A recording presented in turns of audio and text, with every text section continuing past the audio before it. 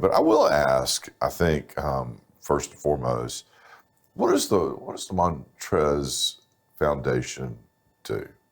And just break it down for everybody in a way that they kind of understand it, right? Mm-hmm. I kind of know what you do because, I've taught and I think the things that I know about are awesome and they're edifying for the community. But what's the specific focus, mission statement, that kind of stuff? Because I think that's important for people to know. Right. Okay. Well, we started it off. Yeah, that's the whole Genesis story, right? Because that's probably more interesting anyway. In his previous agency, sure, that he was with, they had the connection with Microsoft, okay, in Los Angeles, okay, and so they came up with the idea of the Montrezl Youth Foundation, okay, which we were also toying with it. Sure. Yeah, right. I mean, there's no new ideas about the execution, right? In LA, we partnered with the Microsoft organization, and they brought Montrezl into their Microsoft store. Mm-hmm. They brought in kids from the Boys and Girls Club. Okay. In the first session, we did a Microsoft coding workshop. Right. The kids came in and they taught them coding classes. That's pretty cool. And then the kids got a chance to play video games, which Montrezl is a big video game. Sure. So they had a video game tournament. And so the winner of the tournament got a chance to play against Montrezl. Who won? Montrezl did win. Okay, all right. Just checking. I know he's a competitor, Yeah, he did. He didn't let up on the kid. But the kid was good. Sure. And so in the second session, what they did, they came in, they brought a bunch of kids in, a different set of kids. And they had them do what you call a pitch my idea. And what they did, they brought sort of a Shark Tank kind of thing, maybe not business related, but still. Right. Yeah, okay. And the kids got a chance to sit down for 2 hours, just come up with a business idea. That's awesome. And then they came and pitched it to Montrezl, and he critiqued it, and they came up with some wonderful ideas. Well, you remember any of the examples on that? Because I mean, that's the kind of stuff I love, right? Yeah. That's kind of my wheelhouse. Yeah, one young lady, she had an idea of creating a T-shirt, whereas young ladies to be proud of yourself and sure, sort of all about self-esteem. Yes. Promotion of that. Yes, and then one they had did this in another city. I'm not sure which city it was, and the young lady came up with $1 million idea. Wow. And so that was really neat. So sitting there, I'm like, I told Montrezl management, I'm like, we need this in North Carolina. Yeah, we do. So that's when we start bringing the program here. Okay. So, I mean, it's about youth development then, I guess, at every level, both from an academic standpoint as well as athletic. And, I mean, and target audience tends to be who? I mean, we include everybody. Sure, of course. But we try to target the underachieved. Sure. Your disadvantaged kids. Sure. And so we go deeply into Edgecombe County. Right. Do a lot of programming there. We partner with the Phillips School. Sure. Where Montrezl went. I was going to say, I mean, Montrezl grew up in that neck of the woods. So, I mean, of course, that would be near and dear to the foundation's heart, I think. And they're actually doing, of course, before COVID, they're doing what you call a reading nook. And they gave us a little area where we're decorating with Montrezl's pictures. Okay. We purchased books for the kids. That's awesome. Microsoft Surface computers. We bought computers so they can go in and use the Surface computers. Okay. What are some of the things that the foundation has done and is doing, and that maybe we should share with folks? Because I think it's critically important that people understand really the resource that you are in the community. So, if you don't mind sharing a little bit of that, I think I have a tremendous interest in it, and I'm sure other folks do.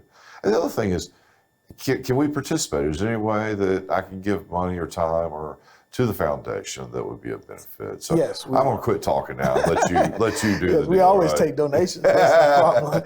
But what we did, and this was when the NBA game was in, the All-Star game was in Charlotte. Right. We were able to take 12 young men from the middle school of Nash Rocky Mountain schools. Right. We went to each school and asked, because we didn't know Right. which kids to pick. Right. We asked each middle school to pick 3 young men that they think that was maybe struggling at home or whatever. And so each principal selected 3 young men, and we took 12 young men to the Charlotte area. How super cool is that? And also before the game, well, we weren't able to get them into the All-Star game, but we got them into the Friday night activities, the rookie game. Right. And we took them to Dick's Sporting Goods. Montrezl met us there. Each kid got $100 to go around in the store and just buy it, whatever they want. Sure. And Montrezl walked around with them. So Sure. we did a shopping with Montrezl Right. and then we took them to the game. Right. That was really fun. Well, the other thing too is, I've been to Super Bowl, some other events similar to that, not the All-Star basketball game, but there are always so many events outside, things going on. It becomes almost like a carnival, and it's just a cool vibe to be around. At least that was pre-COVID. I hope it returns, but that's awesome. How meaningful is that? Those 12 kids will remember that to the day they die, and they'll be able to tell that story, and hopefully take enough initiative to try to give back too. All right.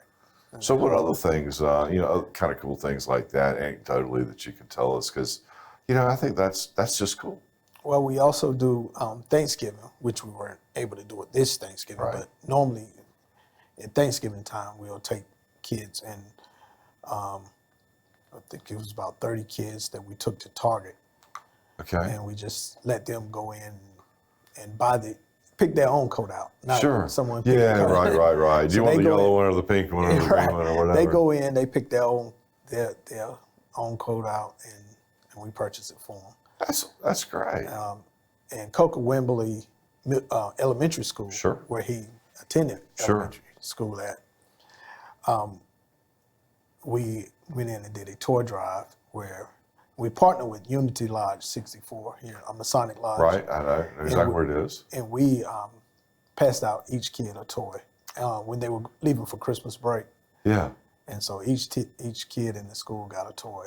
So I know that you guys are looking at, developing some youth basketball programming and looking for gyms. I don't know if that's something that we can talk about now. If it's not, then we'll cut this piece. But yes, we are. But I think that it's important that we talk a little bit about that for 2 reasons. One, I think it's a great program that you guys are doing because the way to many folks is to occupy them. Teaching teamwork, teaches all kinds of life lessons. There's a work ethic that gets developed. There's a sense of belonging. So many things are checked off in, say, basketball, not to mention that we've got a professional basketball player here kind of sponsoring it and a great coach in you. So what are we looking for? Because the second part of that is there might be people out there listening that might have some leads that could be a benefit to you, right? So let's just throw it out there and see what comes back. So why don't you just take us down that road a little bit? Well, we also sponsor, like I said, we call it Team Trez. Okay. Of course, after Montrez. And we travel, we have all ages, but our high school group travel all over Eastern United States. Right. And we just play in tournaments in front of coaches. Because of COVID, we weren't able to play this past year, but we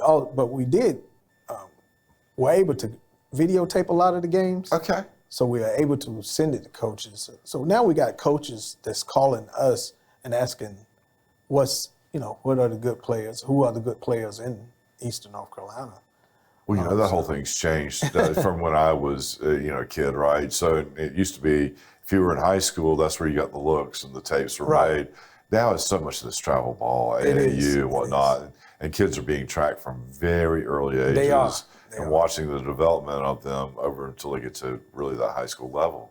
So how do you find the kids? I mean, is it just an Well, we open just do tryout? open tryouts. So I could show up and say, you know, I'm 18 and older, and see if I could make the team. I don't know if you'll pass for 18. Oh, I'm certain I won't pass for 18. I'm in the unlimited league. How about that? The old man league. Do you have one of those? Not yet. Not yet. It could be fun though. It could. You never know what it leads to. Well, one of the things I like to ask everybody we talk to, we want to build business here in Rocky Mount. We want to better the community. What things do you see that we might be able to do that we should be trying to pursue to the benefit of everybody? I think more up to date recreation or basketball facilities. Of course, we have the new event center, but that is not basically a community center. Right. I think you and I can't just show up and play a game and pick up. Yes, I think if the kids had more access to facilities, it would definitely benefit the community. Okay, I got you. So, what other initiatives do you guys have going on? What's your agenda, going forward here into the future in terms of the foundation, youth development, the things that you do and do so well? Well, I partner with a young lady named Bria Holloman out of Raleigh, who does a girls' academy. Okay. So she's actually working with us. Right now, she's doing primarily in the Phillips School. Okay. She has a few girls that she's working with at that. And we are trying to expand it into the Edgecombe County, and then maybe also into the Nash County. Sure.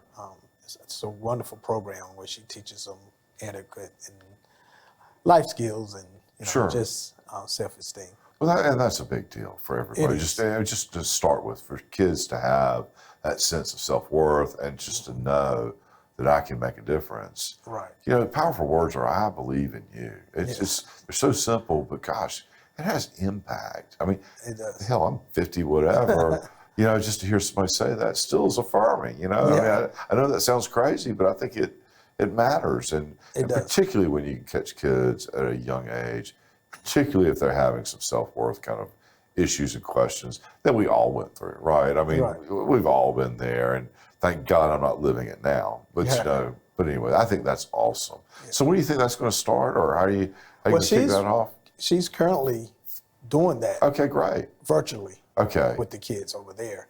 So maybe after COVID, we'll try to expand it. Sure.